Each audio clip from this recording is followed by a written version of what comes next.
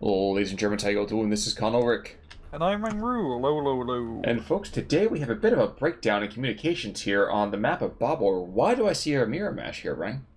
Well, on the left-hand side in blue, we have Metalphase playing as Tartelek with Vanguard income. Right-hand side, RM34 playing Hermann Goering Fauci Panzer Division with a Flatline income. And, I don't know, I think maybe both sides broken radio communication and are now accidentally attacking each other. Gotcha. So you're saying what we've got here is a failure to communicate, and now they are accidentally having a crisis. Yes, yeah, Okay. that is exactly what is happening. Alright, so, puns aside, we are going to see some rather quick death here.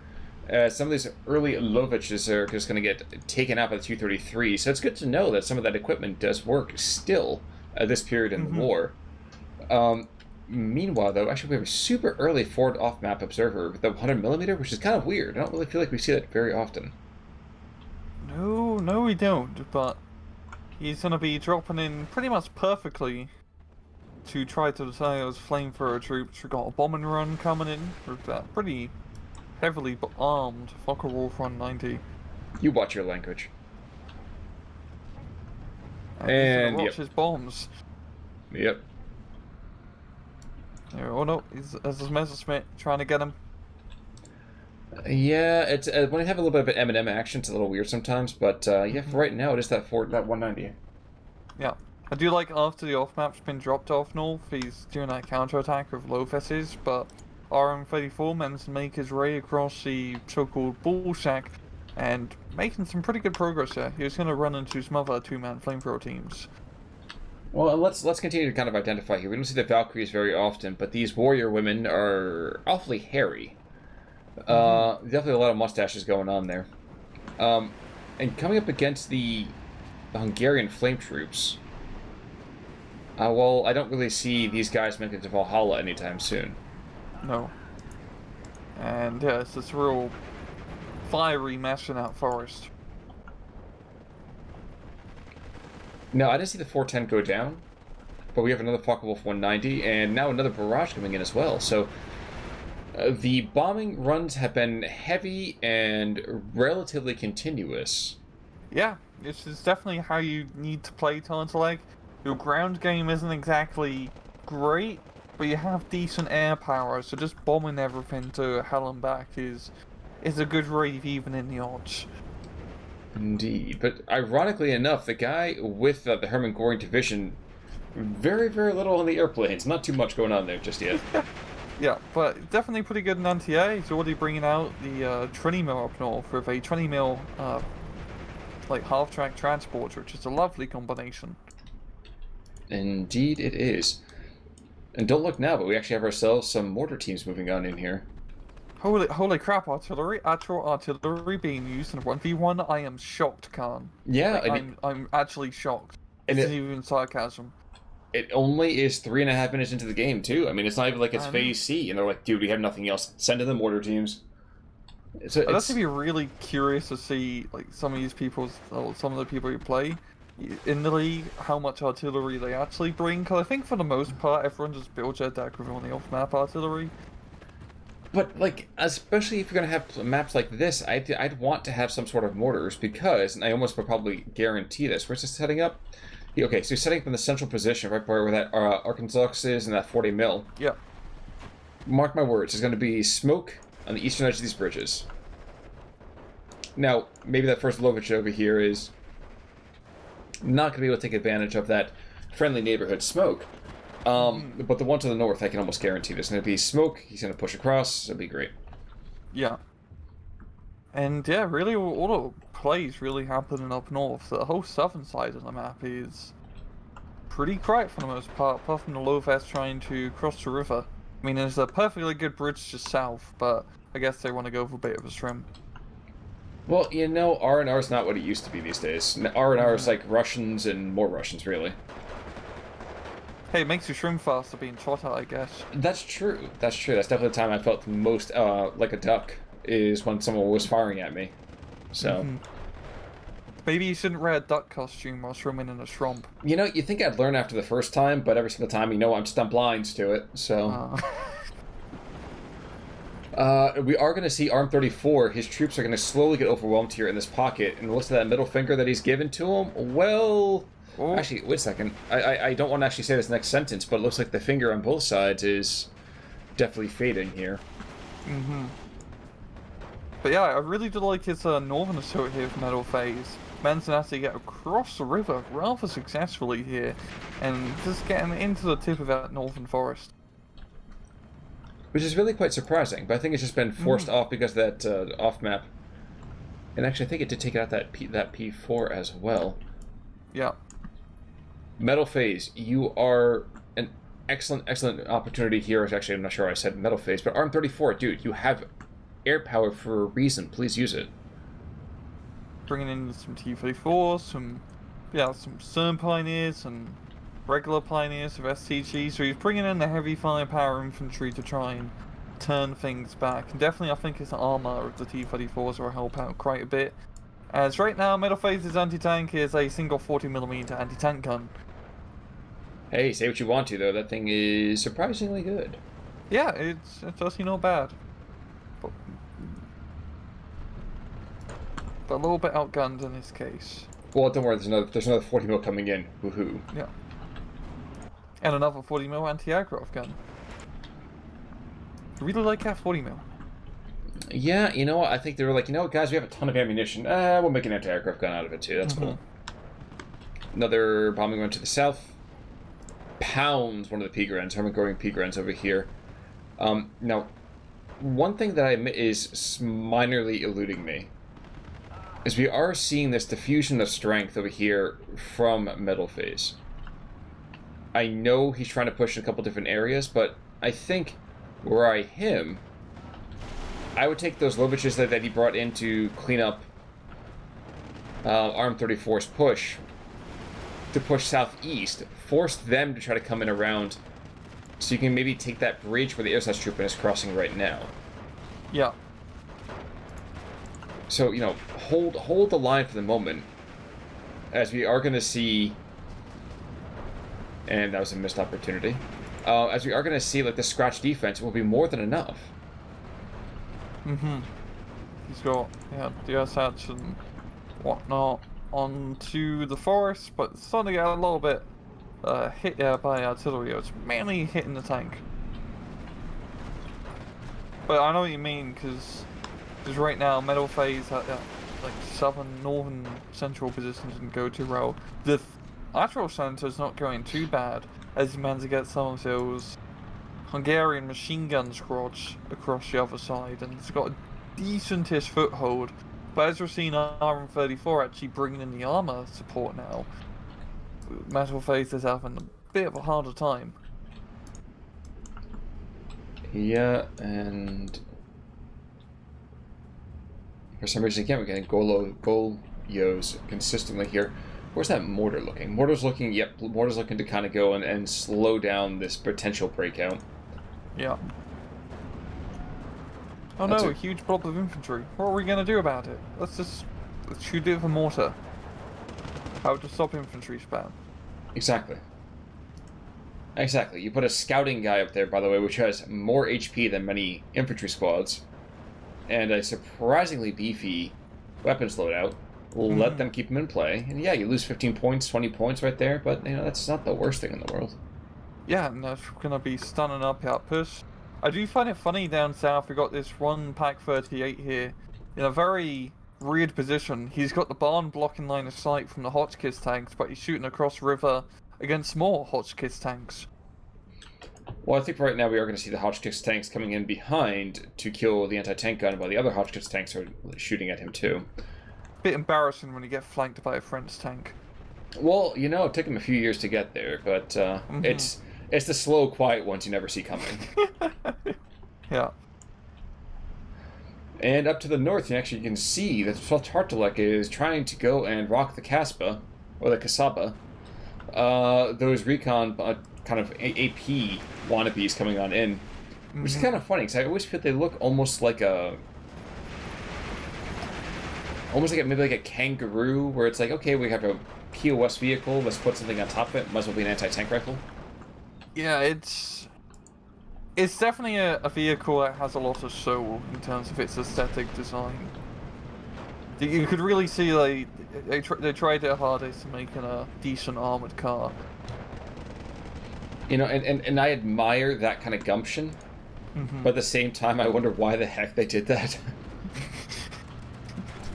They really needed anything that they could get, but yeah. Also, It's quite funny. mildly A lot of used, the yes. Axis countries had a pretty not great tank manufacturing. Kind of like a common trait.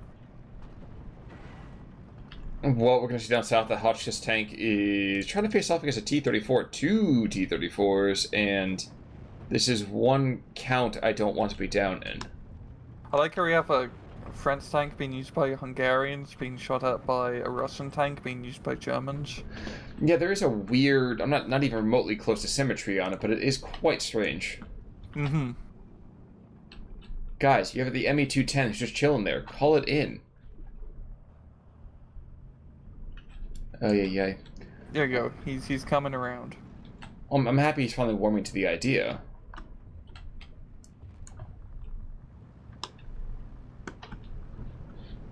And to really get the kill. That is unfortunate. I guess I always kind of assumed that whole penetration, it's a 140 pen, so a little surprised that it was as lackluster there.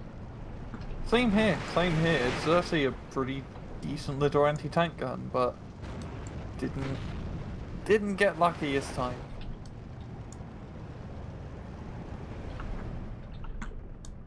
And yeah, I mean, right now Metal, he has that one flag advantage over RM. I mean, the incomes is never going to get too crazy between both, but I think Metalphase will definitely have less units in C-Phase, obviously, because usually Vanguard people will take less units in C-Phase in terms of availability. So we'll see how we hold out in the longer game. And that certainly is a worthwhile question. The 210 goes down after lingering over the front lines just a teensy bit too long. But I guess if there's one thing we can kind of learn here, it's basically that RM is trying to kill the metal. But right now, it looks like he's kind of failing to do so, and is getting ground down into the dust. Yeah, oh, we got a huge off-map up north Yep. here, completely battering that hill, and there's not going to be much hill left for Metalphase to take after, that is. But having the flag is just about having the flag.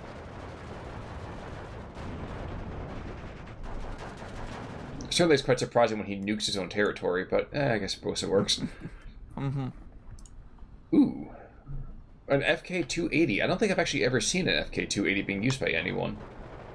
Down to the south, as we see another set of bombing runs, which continue just to dominate this entire approach here. Holy crap, that is some pretty good ground support, yeah. Yeah, I continue to be surprised that there's been such minimal, let's say, airplane investment from Hermann Goering. Would have really thought that they would have had some kind of strafing or more consistent air cover. You can see right now with the Me-410B1, but that's not going to be able to do a whole lot. No. He's more focused on the armor game right now, which honestly I don't blame him, because Tartelek, they are very much lackluster.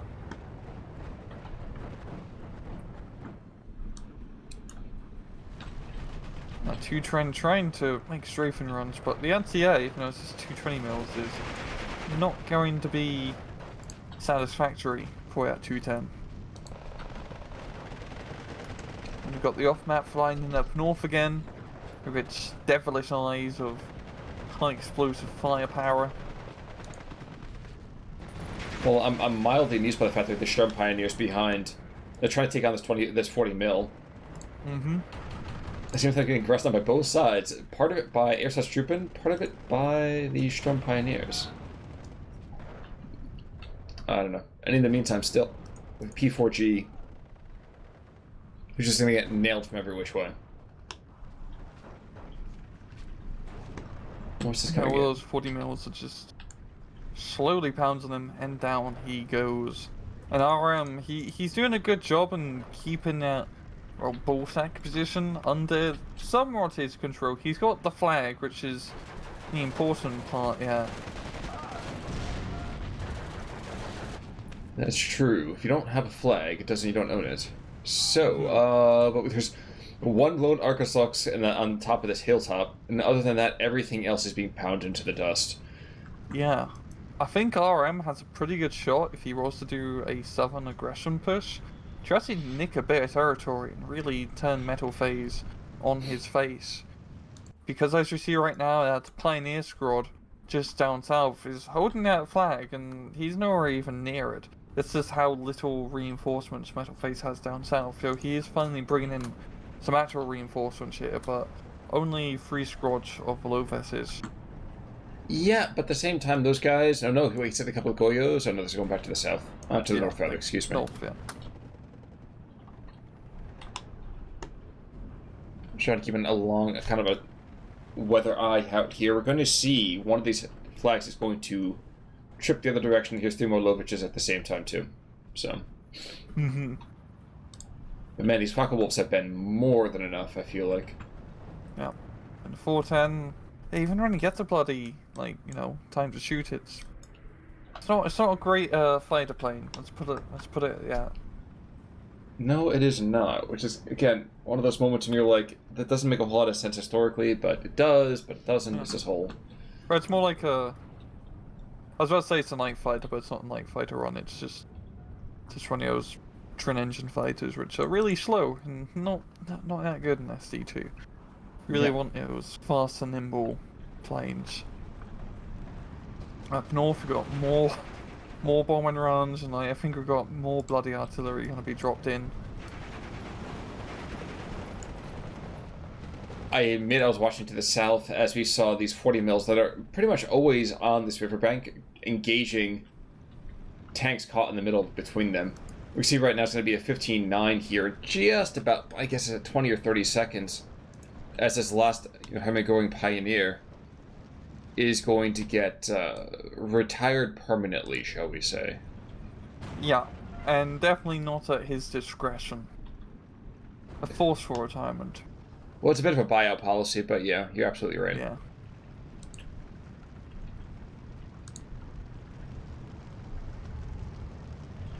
Interesting. There's some really, really tight sight lines going on here. Regrettably...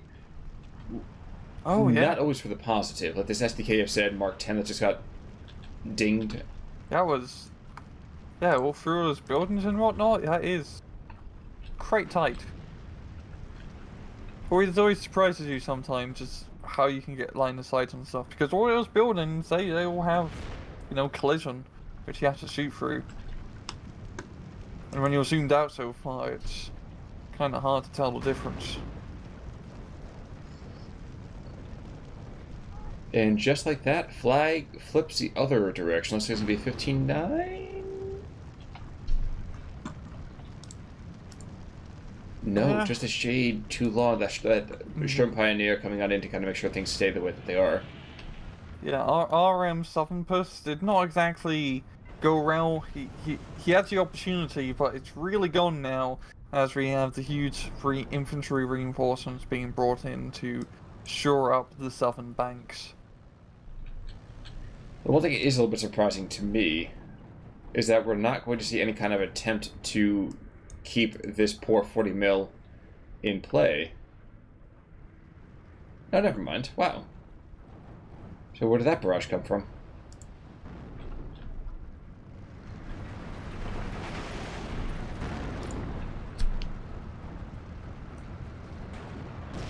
But outside of that 14-10, 15-9, RM34 needs to make sure he can pull something out of his hat here. But he's got another 30 seconds to go before he gets that minor econ advantage. Yeah, he's doing a little bit more aggression through the ball sack area, but really, it's not going to be enough. I feel like right now his forces are, like, his pushes are a bit scattered. Like, he's not trying to make one concentrated push in one area.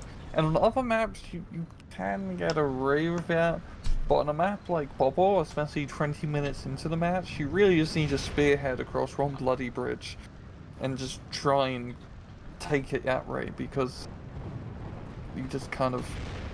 It gets way too hard to push over these bridge choke points. And yet he'll find a way. Mm-hmm. Focke-Wulf is just coming in, just fantastic use of air power here from Tartelek. The nice thing about the Focke-Wulf bombers, once I drop the bombs, they're actually pretty decent fighter planes. So you got, 2 for 1. True, but I guess to a certain extent I think I'd be rather annoyed if after you dropped the bombs they became a worse fighter plane, so... But external to bombs, we're going slower now. That doesn't make logical sense.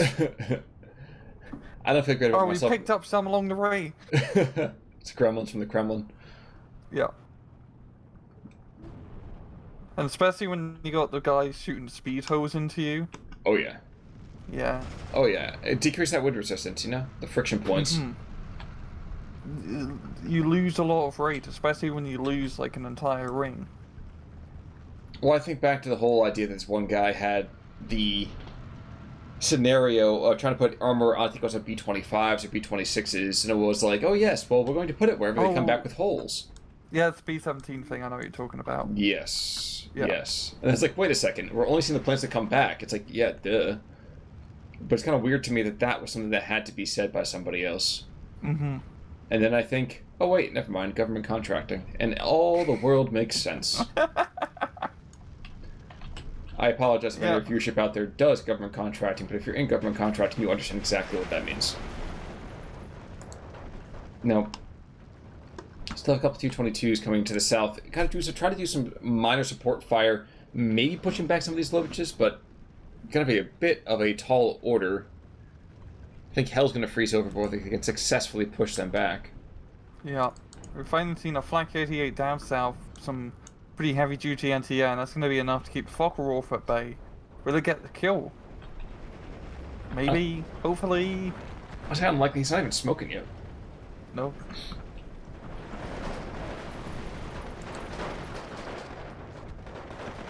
Yowza, where the heck is that huge firepower coming from the north? What the heck is that? Not the is the Sturmtiger? No. I don't see any FAO. Oh, that's the Hungarian flying FAO. It's the little biplane they have, which drops in World War I siege artillery. I didn't even see it come in. It's very sneaky. Well, clearly. I'm actually also fascinated to watch this Sturmtiger to the north. Oh yeah, they have it. Yep. Yeah. It's actually a pretty good unit in trying to take back that hillside, as you just pound those anti-tank guns, but he doesn't really have much else to really support the Sturmtiger. No, we got a P4, but big stinking deal there.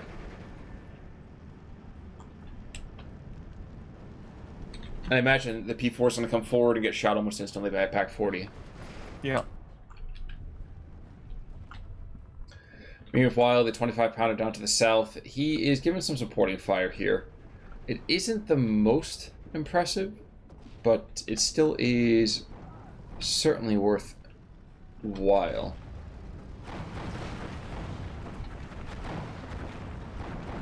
And more of those CSABAs, the 39Ms, being brought on in, not going to a ton necessarily. But just a bit of cheap fire support. Exactly. Exactly. Oh, I do like how he has, up north he has his Golos chasing down the commander. Oh, so yes. close to getting the kill, but not gonna see it because RM34 surrenders, and honestly, I don't blame him. Neither do I. Well, anybody who has a Poland ball, But I like how both of them have American flag-esque icons. Yes. Yeah. Now, from a kill's perspective, got one, flak gun that took out 2 airplanes, a couple of small things here and there, but not really anything to talk about. And we have Barco. That was one of the strafing bombing planes. We have 1, 2, 3, 4, 5 infantry, and another plane indeed. But I guess when it comes right down to it, it was just better trading, better pizza. you know? Pretty much. It's just very good early game aggression from Tartelek. Even though Tartelek is not the best division per se, on a map like that, where it's all just infantry fights for the most part, an infantry spam division with good air power really wins the day. And he used mortars. Exactly. Exactly. Guys use mortars. Gals use mortars. Everyone use mortars. There's a reason that they're there. Yeah. But with that Pearl of Wisdom dispatched, any final thoughts there, sir? None today. Well, folks, maybe if you come back in a couple days from now on Saturday, Frank's going to have some more thoughts for you. But for right now, I'm Connell Work. Rangaroo, take it easy.